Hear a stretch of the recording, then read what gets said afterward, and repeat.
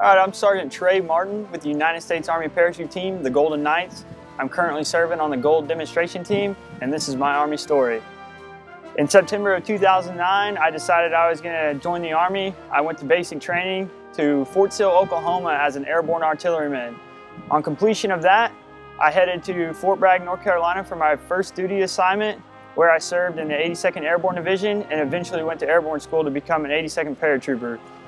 In 2010, I successfully completed airborne training, where I then followed back to North Carolina as an airborne artilleryman. In September of 2011, I went to the Golden Knights Assessment and Selection Program, where I was selected to be on the Gold Demonstration Parachute Team. We're currently down here at Homestead Air Force Base training our new guys that successfully completed the Golden Knight Assessment and Selection Program in 2013. If it wasn't for the men and women overseas, we wouldn't be able to be out here doing what we are today, and we're looking forward to a great 2014 air show season. I'm Sergeant Trey Martin. I am a Golden Knight. If you would like to find out more about the many opportunities the United States Army has to offer, you can find out more on GoArmy.com.